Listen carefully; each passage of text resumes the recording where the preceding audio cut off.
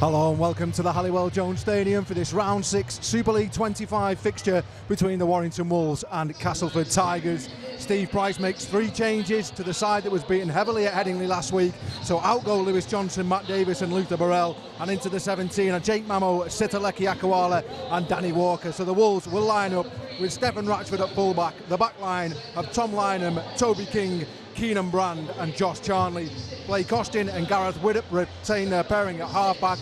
A front row of Chris Hill, Danny Walker and Mike Cooper. Ben Murdoch Wasilla and Ben Curry in the second row, and Jason Clark at loose forward. Interchanges tonight: Darrell Clark, Joe Philbin, Jake Mamo and Sitaleki Akawala. And the second row, 18. And the Castleford Tigers will line up with Jordan Rankin at fullback. Daryl Alfort's on the wing with Peter Matautia as his centre. The other centre is Michael Shenton and his winger is Callum Turner. Halfbacks Jacob Truman with Danny Richardson. A front row of Daniel Smith, Paul McShane and George Griffin, with Chase Blair and Mike McMeekin behind them in the second row, and Nathan Massey completes the pack. Interchanges for Castleford: Grant Millington, Oliver Holmes, Adam Milner, Jesse Sene Lafeo, and the referee tonight is Robert Hicks.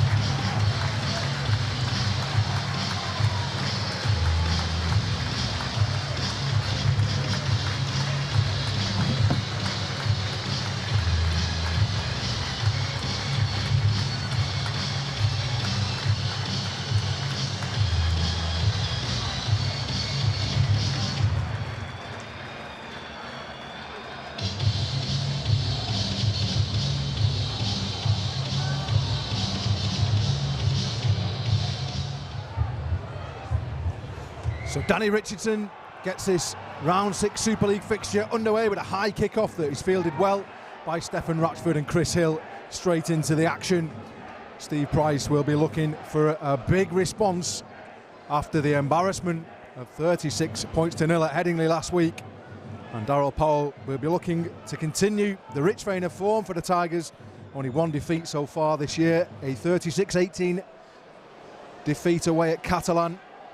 And on the back of 2 good results, away at Hull KR and a home in a local derby against Wakefield.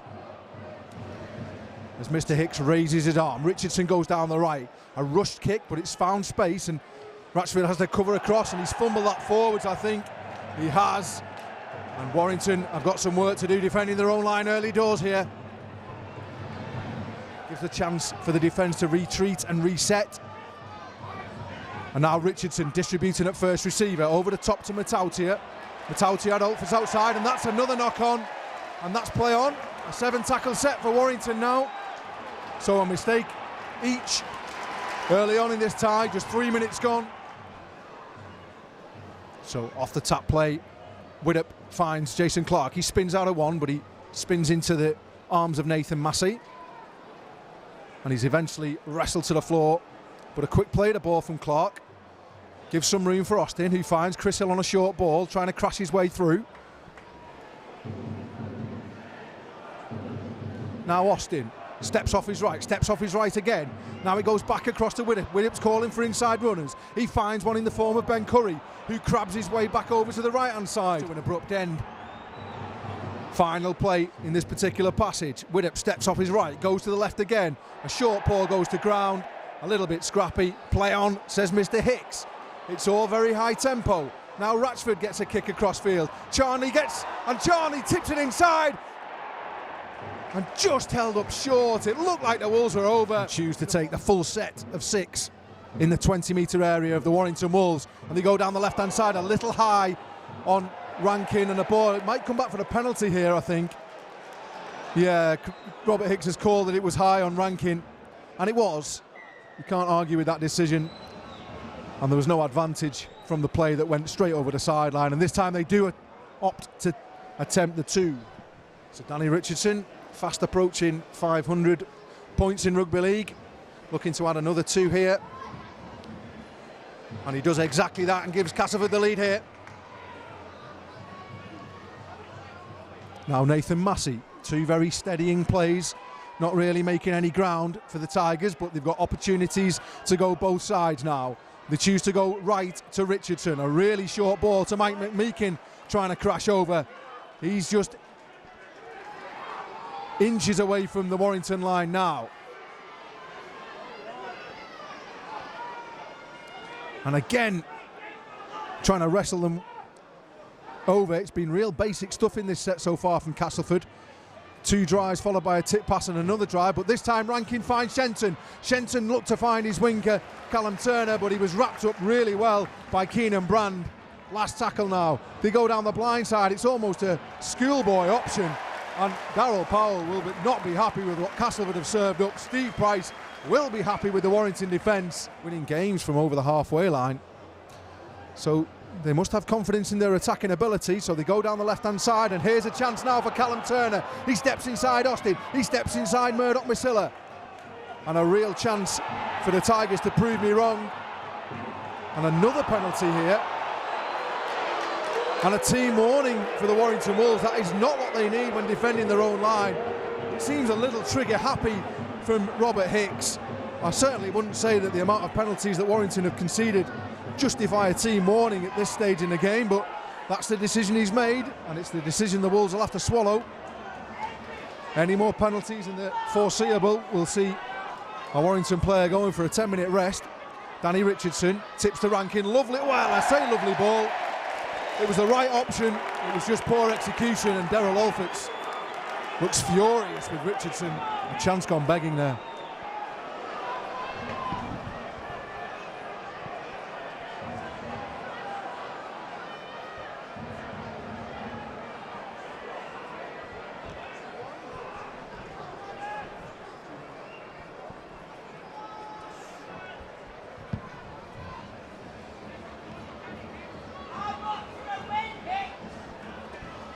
So as time ticks on, 25 minutes gone in this first half, how much will Castleford rue turning their nose up at attempts to take points from penalties?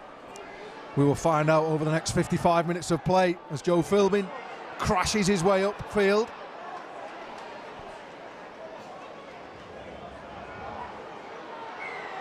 And now it's Warrington's turn to receive a penalty for hands in the tackle. Robert Hicks is very much on the ball tonight. Very much like the hands of the players, unfortunately. That's what the signal is.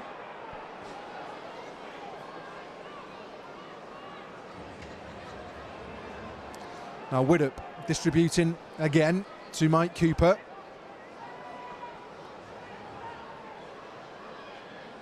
Now Austin.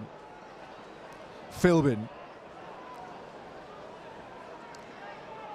A good opportunity now for the Wolves to get over for their first score. A lovely tip pass by Ben Curry, finds Toby King, who finds Josh Charnley, who dives in style in the corner. It was a lovely slip pass from Ben Curry, who found Toby King. Toby King drew the fullback, gave it to Josh Charnley, and Josh Charnley did the rest.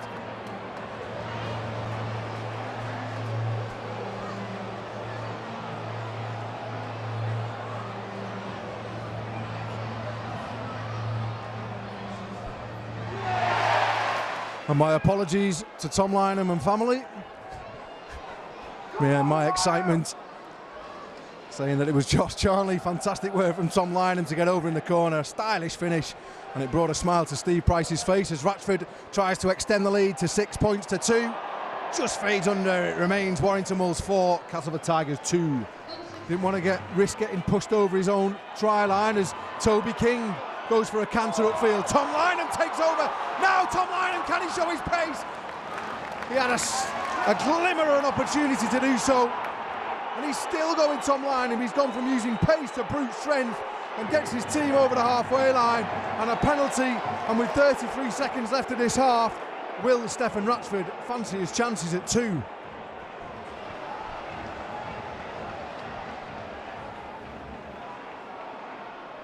Well, no is the answers. Well, I cannot believe what I've just seen. Surely the option was to go for the 2. Instead, it's giving Castleford a free play. But they go into touch, but it'll bring this first half to an end. A half that started with a Castleford penalty to give them a 2-0 lead, but a fantastic individual effort on the left-hand side through Tom Lynham gives Warrington a half-time lead here at the Halliwell-Jones Stadium. Warrington Wolves 4, Castleford Tigers 2.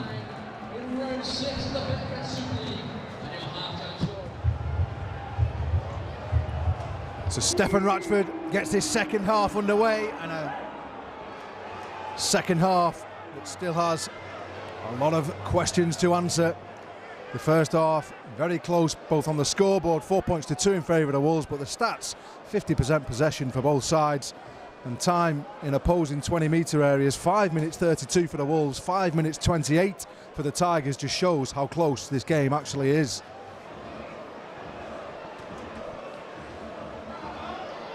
So Blake Austin, Murdoch Masilla again, coming from second receiver off the scrum.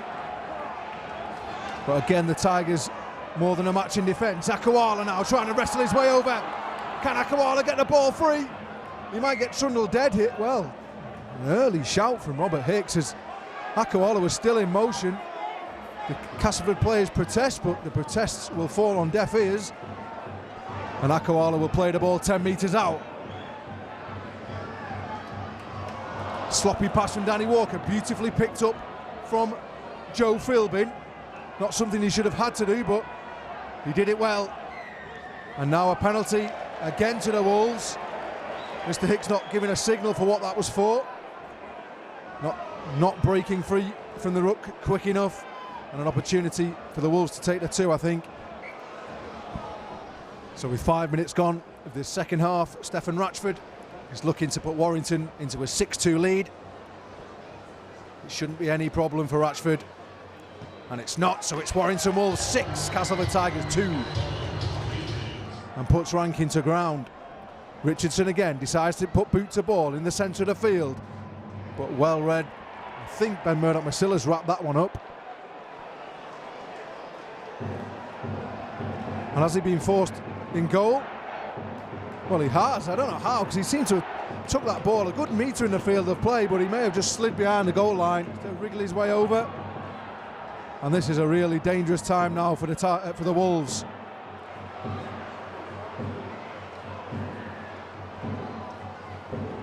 So 4 or 5 tackles left in this set, just 3 metres from the Warrington line. Truman finds Shenton. Shenton over the top to Callum Turner. And Callum Turner has gone in at the corner. It's going to be passed upstairs, and Liam Moore will have to make the decision in the video ref's booth.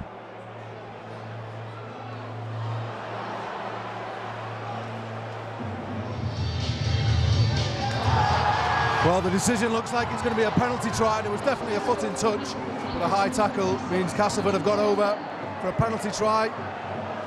And insult to injury will be the conversion, will be bang underneath the sticks. So the easiest of conversions for Richardson, he puts it through and it gives Castleford the lead, 8 points to 6. Clark's deputy, but last 25 minutes hopefully will belong to Darrell Clark. Good high kick, can Charnley get off his floor? He can, but he palms it straight back. Well, he stepped dead. It's going to be a goal line dropout here for the Tigers.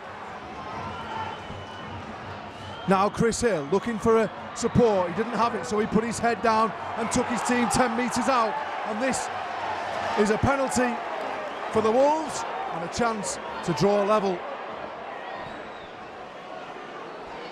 So Stefan Ratchford attempting to give us parity here with 21 minutes to go.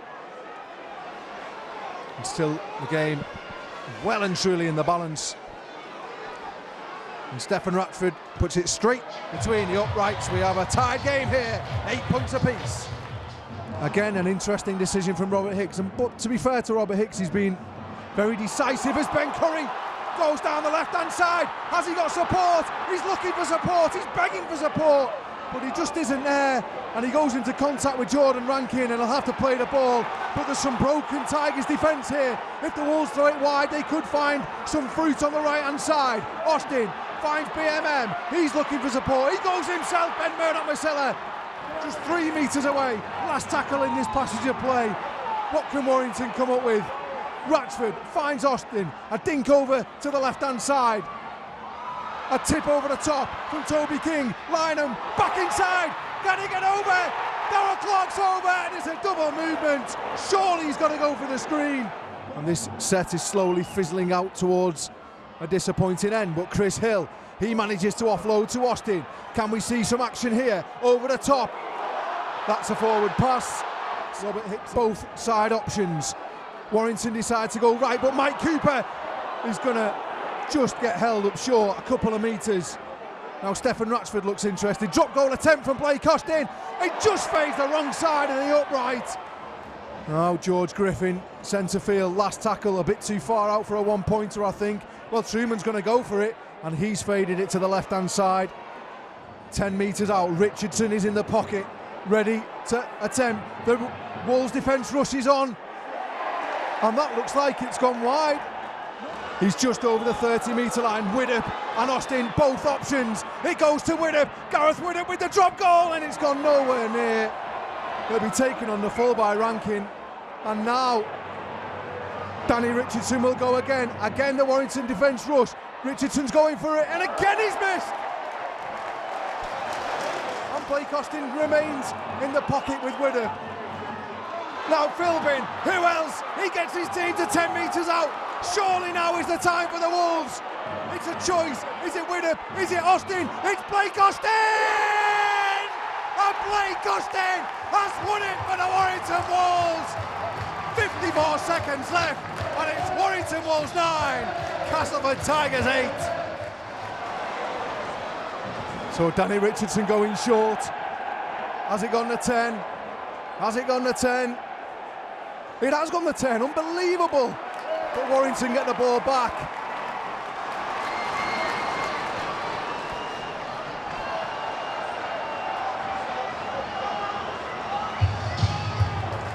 Well, even the Tannoy announcer getting a little bit carried away. With the end of game music, there's still 26 seconds to go. No mistakes, up the jumper time for the Wolves.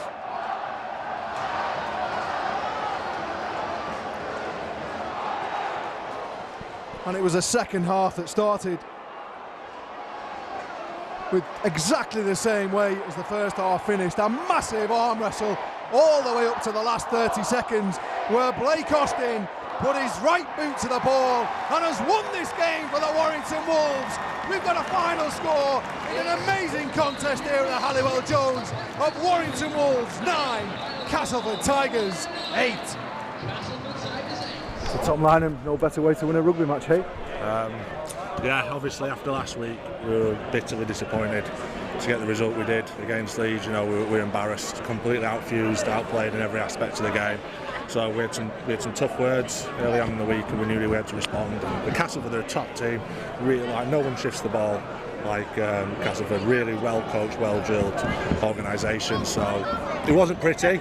I mean, we had a couple of opportunities. You know, there was the Daz Clark one there, double movement, the flat pass from Blake to Charners. I've seen them given, so it didn't quite get away. But we stuck at it. It was just who could do the worst drop goal, set for set, and then obviously Blake Austin earned the big bucks. Then Ian slotted it straight through. So really pleasing performance. Hard graft, tough. I mean, I've hurt my wrist. I'm very tired. 5-a-side Sunday.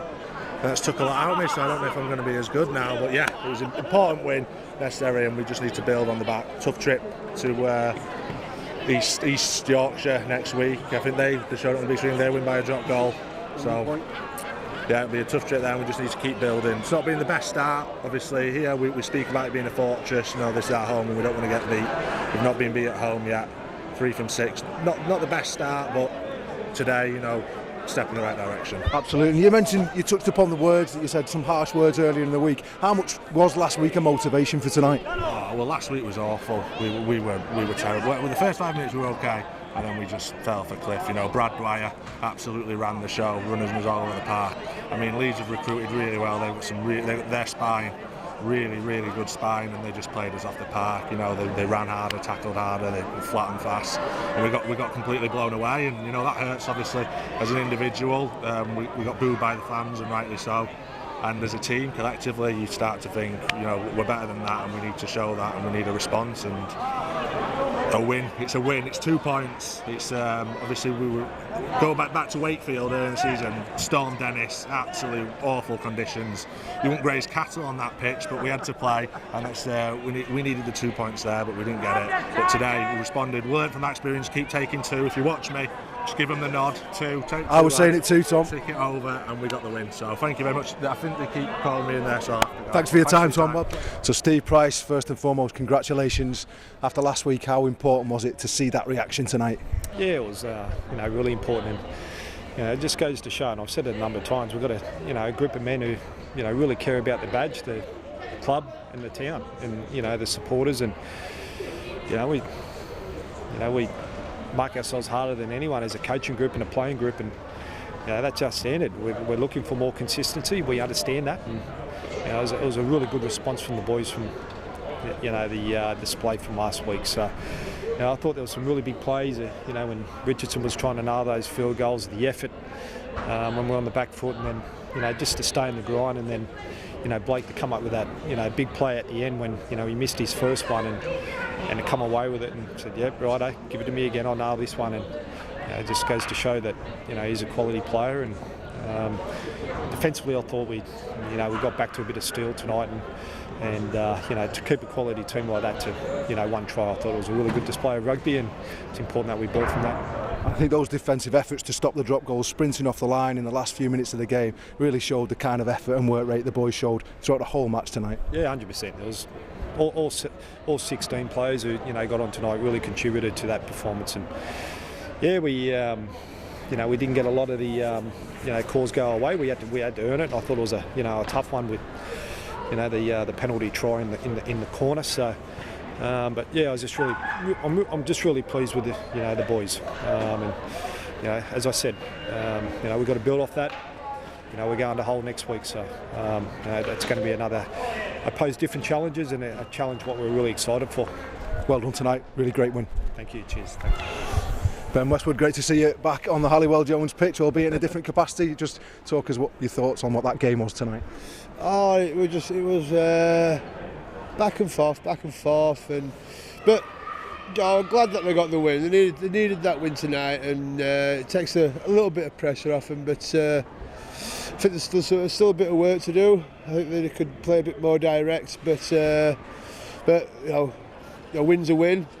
The way that they've played, or they've been playing the last few weeks, it'd be great for them. It's great for them to get that win, and the confidence. They'll get a lot of confidence from it. And on to you, the work you're doing with the ladies rugby team in the town. Just talk us a bit about what's going on with that.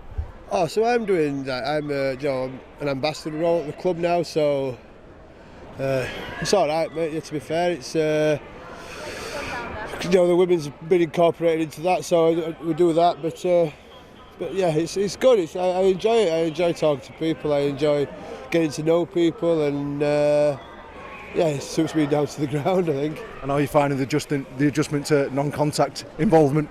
Oh no, I'm all right. It's I'd be lying if I said I didn't miss it. And you do miss. I miss the Wigan and the Saints games. Obviously, they're the big games. Didn't miss going to Wakefield away at 3 o'clock in the Sunday afternoon as well. So. But yeah, when it was Wigan and Saints, the first two games, I was like, "Whoa, I wish I could play." I probably think I can play, but I'll say that when I'm 60, But no, I'm all right. I've put myself into something else, and I get to see the boys still, and it's all good. I miss the boys more than anything. Well, there'll be a few Castleford players who are glad you weren't on the pitch tonight. Thanks for your time, Ben. No worries, thank you. Cheers, buddy.